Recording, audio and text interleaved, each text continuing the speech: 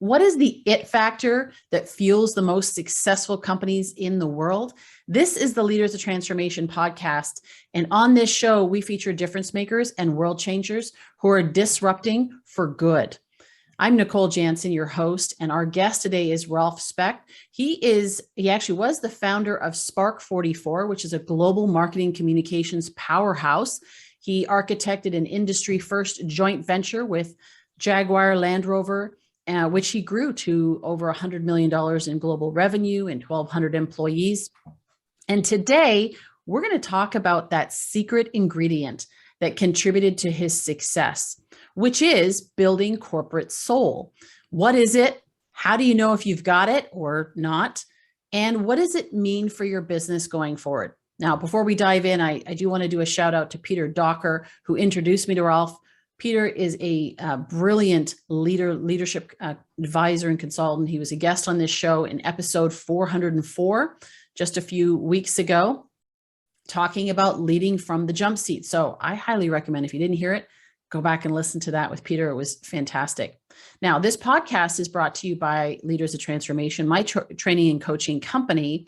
And so if you're a leader who wants to be better, do better, make a greater impact in the world, then I invite you to book a free consult with me, and we can discuss your goals, your opportunities, and the breakthrough that's necessary in order for you to become the leader of transformation that you're capable of being. You can go to leadersoftransformation.com/coaching, and there is a scheduling link there to book a time in my calendar. All right, let's bring our guest on. Ralf, welcome to Leaders of Transformation. We're glad you're here today. Hey, Nicole, it's great to be on the show. Thank you for having me. It's a pleasure to have you. And are you now in, are you in Germany right now? I know you travel a lot. Yeah, I'm in Frankfurt, Germany right now. Nice. So we appreciate you getting up early, or I guess staying up late for you to be here on the show with us. So let's talk about you've got a new book that's releasing, Building Corporate Soul. And is interesting because actually last week, we just talked to Larry Robertson, who talked a little bit about this idea of soul and what does it mean to have soul in your business. And so I'm excited to unpack it further with you here today. So, but first, before we do that, how did you come up with the theme for the book itself? Like maybe the backstory of how you even discovered it? Yes. So building corporate soul is something that's been on my mind for quite a while. And when I stepped down as CEO of Spark 44, I received tons of messages from all my peers and associates within the company who not only did what you would usually expect to happen, you get all these nice memos and messages and warm words, but actually the vast majority of these messages contained something that went much deeper, because it actually looked at their perspective on the company we had found. I mean, in your introduction, you said I was the founder. I was one of the founders. So we were 5 in total in the beginning. And what we achieved within the company was something very special from the eyes of the employees within the company. And as I was contemplating about all these messages, I was thinking, well, actually, they are too important to just stay on my iPhone as WhatsApp messages or emails. And actually, there's a bigger story here. And the bigger story to me is there's a way to marry culture and success. And that's what I think is what building corporate soul ultimately delivers. Got it. So how do people know, leaders and even people in the team, how do they know for sure that they have it or they don't? That's the $1 million question, isn't it? So let me start with an observation from a very recent study that McKinsey had done. And they looked at, in the context of what everybody calls the Great Resignation, they looked at the motives why people are leaving companies and why employers think they leave companies. So if you look at the results, they offer a real black and white view of what's out there. So if you ask employees why they are leaving, the number one reason is they don't feel valued by the organization. The number two reason is they don't feel valued by their manager. And the number three reason is they don't feel any sense of belonging.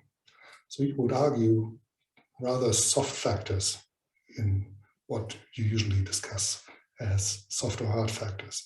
When you look at what the employers think why the employees are leaving, they are going into much more traditional views. From their perspective, it's either been inadequate compensation, they might be looking for a new job, just in a new position somewhere else, or there might be a health issue associated with it. So if you contrast the two, it couldn't be further apart, right? So, and back to your question, how do you see whether your company has got soul or not? In companies that have built corporate soul, you have retention rates that are much, much higher than the average. You have employees who feel that sense of belonging, who feel that they're being valued by their manager and being valued by their organization. I think in short, that's the answer to the question. And I think about some leaders will say, oh, well, we have that, we have that. They have the perception of that.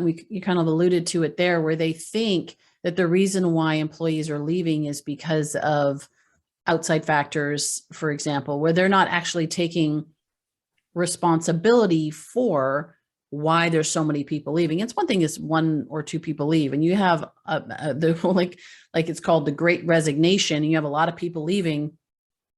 And you've got to ask yourself, okay, why are they leaving our company to go somewhere else? Even if it is going to another job, why are they leaving? That they don't feel like they can actually thrive and continue to grow here in this organization. And so when we look at that, I know that sometimes that's a scary thing, right?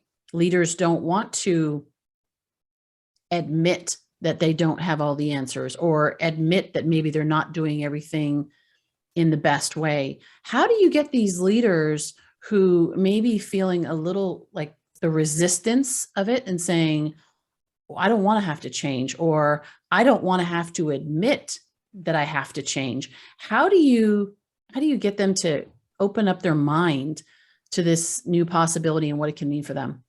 Well, every leader knows that change is inevitable, right? I mean, markets change, customers change, portfolios change, the entire landscape changes all the time. So thinking that everything in your company can stay as it is for decades is pretty naive, and I don't think leaders really look at that. I think what you're pointing at is a self-reflection on where am I in this moment, and do I recognize what I'm seeing, or am I overlooking what I'm seeing? And as a leader, no matter in which department you're operating, or if you're running the firm, you know that if you overlook the symptoms, it'll hit you much, much harder than just what you're seeing when it's happening. So getting to a point where you take this serious, I think, requires at least one thing, which is understanding that the word human capital has two components: human, all of us as human beings, and capital as the resource for us to do greater things. And human capital is a key to all of our success, right? And if you look at that in more depth, you get to the motivational questions. Why are people engaged? Why are they satisfied?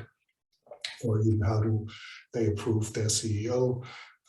And you find all of the answers for these questions on Glassdoor, for instance, or other portals, similar portals. and they are very telling, right? Sometimes you get into companies and you think, well, they must be great, and then you look at the Glassdoor results and you're like, something's perhaps not perfect here. And you got other companies where you're like, I've heard a lot of stuff, reputation is not so great, and you look at these Glassdoor results, you look at what the hell is going on here, this is great. And it's very interesting because very often these Glassdoor results are being viewed as if they would have a bias. Yes, they might have a bias, of course, but that bias will be the same bias for all companies that are being reviewed. So if you compare them within the same system, you get real strength, and you get, as Glassdoor points out, the best companies as selected by the employees, who are the people who know. I was recently asked by a CEO of a company who noticed the book and dropped me a note and said, I think we got a company with great soul. And I said to him, well, that's great. Congratulations. I hope your employees feel it too. Because at the end of the day, the CEO says we got a company with great soul or a company with a great culture. It's all nice. There's nothing wrong with it. But the proof of the pudding is what the employees say, what the people say who get to work every day and experience what is happening inside the company. Yeah. Yeah. And I think that there's leadership teams that can be very strong. And I think about one example that somebody I've been working with, and the leadership team, they feel really strongly about their values and who they are and why they exist. The question is, does it reach to the person on the front lines? Does it reach to the newest employee? And what I also hear in what you're saying is, and I know this from coaching leaders myself, is this idea that it's not personal. When we take it personally, then we want to protect ourselves. We want to protect our ego. We want to protect our position and all of that. But if we say it's not personal, it's really about, are we getting the result that we desire or not? And if we're not, maybe we need to look at something different. So when change happens, we look at it as an opportunity to pivot and to adapt to the changing culture. And we don't try to hold on to, our own position and be right. That right, wrong conversation, it's fascinating to me how many times it comes up is that, whether it's conscious or subconscious, is that they just want to be right. So it's taking it outside of that and saying what is, and noticing the symptoms and asking the challenging questions. I think great leaders like yourself ask the challenging questions, like, is this reaching to the newest employee? Is this reaching? It may start off in the boardroom where we meet as a leadership team, but is it getting all the way through the organization? Is it pervasive in the way that we want it to be? So with that, I know you've got a couple of tools. You've got a soul index. You have, you of course have your book that is coming out, Building Corporate Soul, which is going to come out hopefully in the spring of this year, 2022, depending on there's a little bit of delay, of course, with printing and supply chains and so forth these days, but that'll come out soon. And for those of you that are listening, of course, you can go on Amazon, you can pre-order, you can go on buildingcorporatesoul.com and you can pre-order your book in the meantime. And I highly recommend you do that. It's going to be excellent. But so coming back to this, so you have a soul index, you have some tools that you use, and you also have a framework, which you call the soul system. And so let's unpack that for the leaders that are listening in what they can do to incorporate this soul, identify, and then we talked a little bit about it already. And then how do they incorporate it in? What are the key factors? I know you talk about 3 key things. Yes, so quite rightly, you're saying there's a question from the boardroom to the front line. How do you make sure that is one line of thought and a fully integrated approach? And the soul system, that's part of the book, has got 3 levels. And all of these 3 levels have got one word in common. the word is shared, and you mentioned that from your other podcast that you had on shared purpose the other day. The word shared is the most critical one in the whole thing. I mean, we've had a discussion about purpose for the last 10, 15 years, and I'm sure everybody by now has understood it's important to be clear about the purpose of your company, and in a few cases as well, your personal purpose. But let's focus on the purpose of the company. So company gets this right and has defined its purpose and has crafted the words, and it's all perfect and it sounds great and it reads well and all of that. But then what, right? So if this is a boardroom exercise, it's a nice exercise, nothing's wrong, but don't expect anything. That's where the word shared comes in. So for me, the core of the soul system is the shared purpose. And shared is important on two levels. One, and that might sound a bit insane, but on the first level, it really needs to be shared in the boardroom. So if all the people in the boardroom understand and buy into that purpose, then you got the first step to making sure that your purpose can actually live inside the company. That's the first aspect of shared. The second aspect of shared is once you've got that boardroom agreement, which is not lip service, it's real commitment to that purpose. You got to make sure that your entire company understands it, but actually there's a lot of conversation about stakeholder economy. It goes far beyond your employees. It goes to all of your partners, to the societies you're operating in, and many more, your suppliers, and everywhere.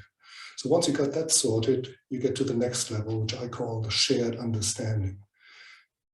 Basically, it's about the translation of that purpose into what you would subsume under the corporate strategy topics.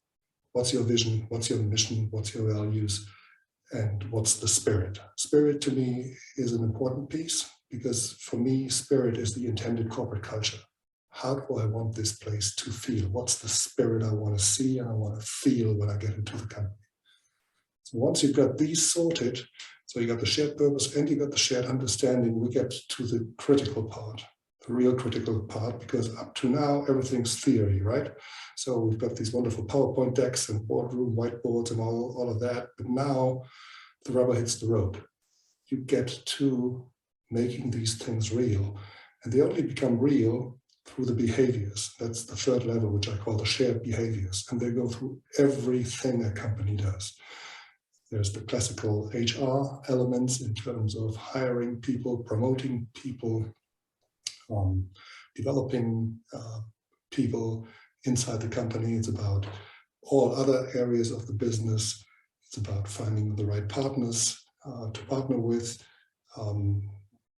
all your CSR programs. All of these elements need to be aligned against the shared purpose and the shared understanding and become real in the shared behaviors. Because as we all know, once you experience things, they have a much deeper impact on you. It's easier to learn, it's easier to repeat, it's easier to follow once you've seen it rather than just you read it or you heard it.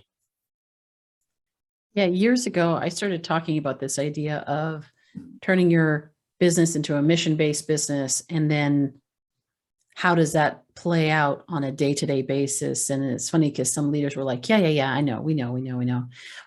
But when you actually, and as simple as this sounds, when you actually apply it, it literally, like you said, it applies to all these areas. It really is when you're making decisions based on, does this move us forward towards the outcome that we're looking for? Does it help us to fulfill the purpose that we're here for or not? Even like, what do you invest in? Companies that start buying other companies up and so forth. Like, why are you doing that? And if profit is the motive, then you're going to you're going to take certain actions. If there's a bigger purpose, which of course profit is important in business, but if there's greater purpose, then, maybe I say that to oftentimes entrepreneurs. So this applies as people are listening, and this applies to, whether you have a large organization doing 100 million or $1 billion, but it's also the small entrepreneur that's starting out and maybe they just have a few people on their team, or maybe just themselves. Obviously, they're the one that needs to understand that. But like you said, it's all of the stakeholders, it's all the people, that the strategic alliances, the partners, that, you know, the customers and all of that need to understand this, you know, as well. But you know, it's so simple and yet so profound to be able to do that, and to look at it and saying, and I was just starting to say, is that when I talk to entrepreneurs, sometimes I'll say, you know, it's easy to say no to bad opportunities. What's difficult is to say no to good opportunities that just aren't the right opportunity for you, or it's not the right time, or it's not the right partners to do it with. And how do you know that? What you're talking about is having that shared purpose and having something that is your guiding light, if you will. And there's so much more to that, but that was just one piece I just wanted to bring out. Yeah, I couldn't agree more. I think when I was writing the book, I thought about my own vision and my own mission, right? And so my mission is to make the leadership behaviors which build soul synonymous with the behaviors that build success. Because I believe there's nothing between having a great corporate culture and a successful company. I think it's just the other way around. Very often you hear, we don't have time for these things and all of that. Well, you better make time for these things, because if you make the time for these things, you will have a higher motivated workforce, people that do more, that go the extra mile, that have a huge level of commitment. And when I'm talking to leaders who ask me about the challenges that they face, I'm very often saying to them, listen, there's one resource that you have at your fingertips or at your hands that is actually free of charge, right? It comes for free. And that resource is commitment. And we all know what it means if you have a committed team and people that just go above and beyond. And commitment is an easy thing to achieve if you're conscious about it. And it's an easy thing to lose if you're not conscious about it. So to me, in terms of gaining commitment, I think it only requires a few things, but these things need to happen consistently, right? So you got to align the team goals with the team. You got to make sure everybody knows. It's a bit like the shared understanding, make sure everybody understands. Sounds simple, but again, very often it just doesn't happen, right? Creating transparency and visibility about what you're actually doing. Very often you hear, we didn't know that this was going on. And that's not the way you gain commitment. And unless you have something that is secret, share it. Just make sure people can get on the bus, and you'll be very often surprised how much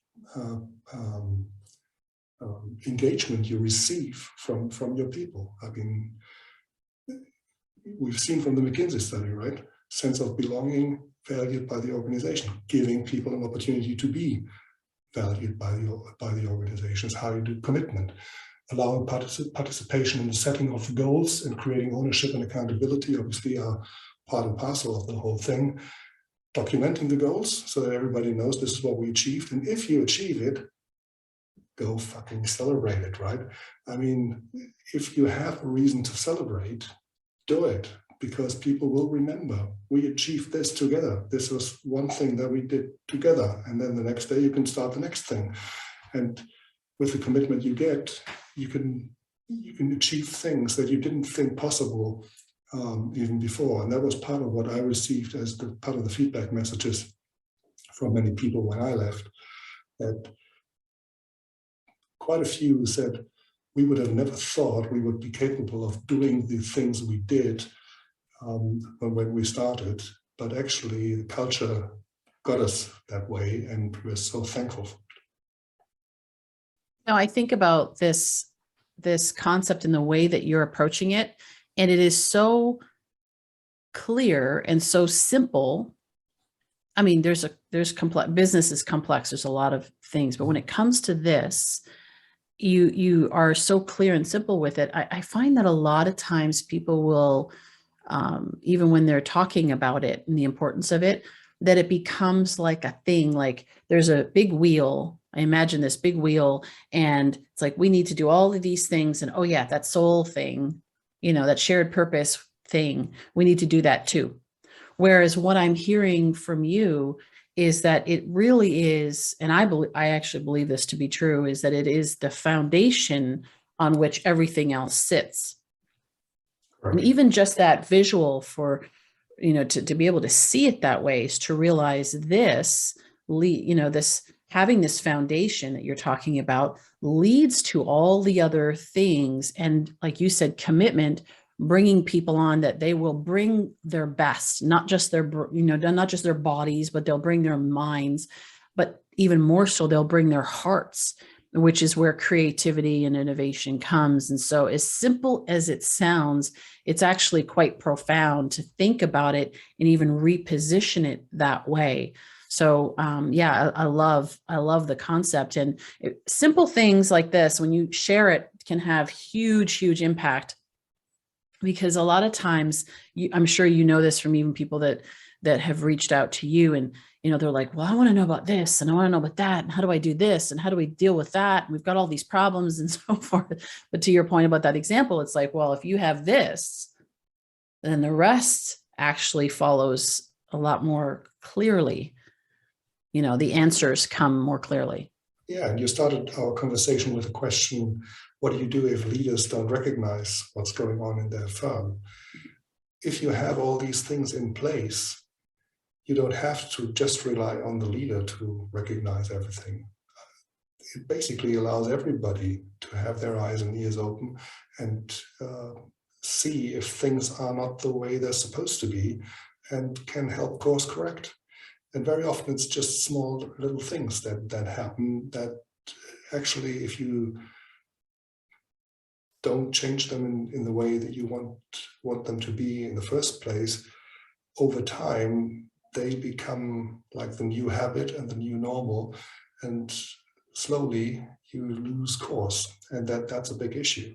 And we've been talking about human capital. I think one of the interesting conversations I had just a few days ago with someone who leads a consultancy, and he asked CEOs, when you talk to them, one question, kind of, what is the department that you're most proud of, right?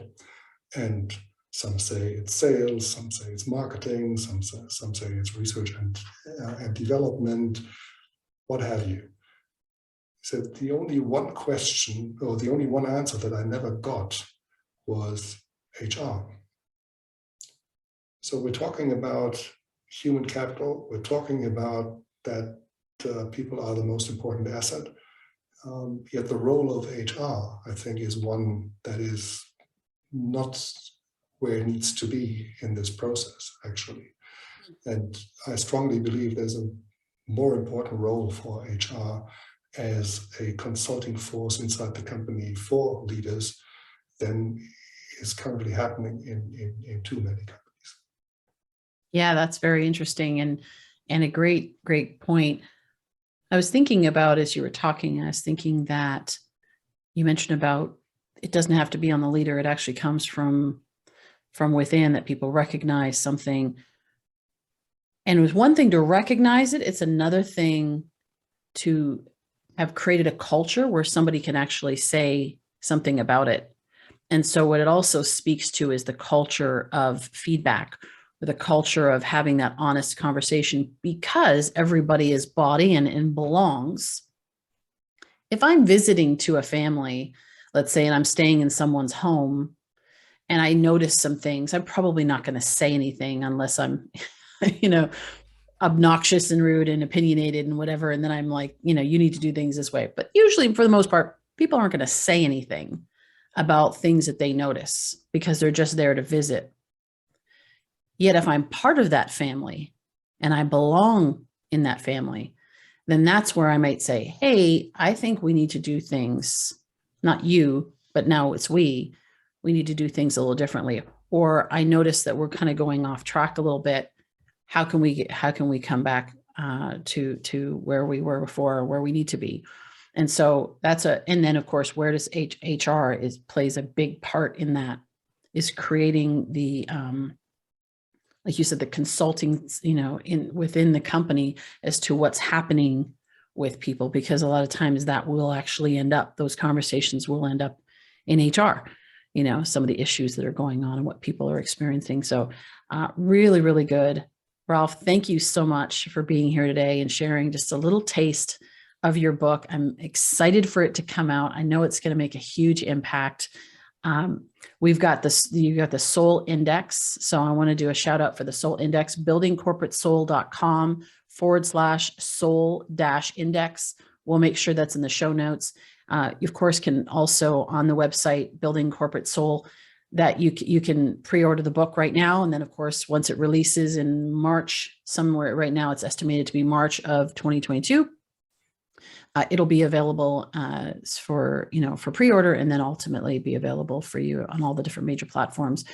Final thoughts before we finish off.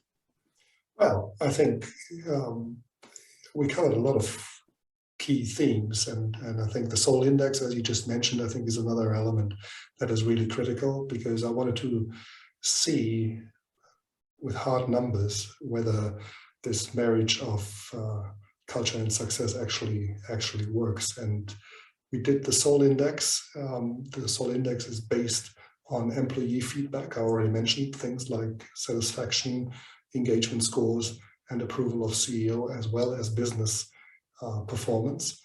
And the performance of the Soul Index over the past 5 years speaks volumes. Nasdaq's been the biggest winner among the stock markets over the past 5 years, with I think 180% gains in 5 years. The Soul Index gained 199%, and I've just seen the numbers for the final 2021 year, and it's been by a large amount also the best index in the last year, comparing with Nasdaq, S&P, and Dow Jones. So this isn't just nice words and feel-good corporate culture. This is hard business. This is something that is about making sure that people can give their best, be at their best, and companies being successful, innovative, and forward-looking. Absolutely. I love it. Ralf, thank you so much. I really appreciate you being here today. And thank you to our listeners for being here as well, and viewers. Hope you enjoyed this episode. You may want to go back and re-listen to it again, because as simple as Ralf makes it, there's some very profound points that he makes. And as you apply them in your business, in your organization, you will see huge returns. As Ralf just finished off and talking about that Soul Index, go check that out on his website. Go get a copy of his book, pre-order it, be one of the first ones to get it. I know that this book is going to be a huge success. And so you're going to want to get a copy of that and start applying that right away. And I believe that leaders of transformation take action. So take action on something today. Even what we talked about, maybe it's sitting down with yourself, by yourself, or with some of your key leaders and saying, how are we doing in this area? How are we doing in this area of soul? And maybe go take a walk around, and start talking to people in your organization and checking in with them, or having some of your leaders do that. Take action on something, because nothing changes until you take action. Now, of course, it's the appropriate action. It's accurate action. It's the things that are going to make the impact that is important. But there's just the idea of not setting this aside on a shelf and saying, one day we're going to look at that, but it's time to look at that now. Check in, and maybe you're doing fantastic and good for you. And maybe there's areas for improvement, and what an opportunity it is for you to be able to improve and to see the results sooner than later in your organization. So I highly encourage you to do that. We'd love to hear stories and how this has impacted you. You can go on leadersoftransformation.com, reach us through the website. Of course, you can follow us on social as well. Again, thank you for being here, and we look forward to seeing you next week on another episode of the Leaders of Transformation.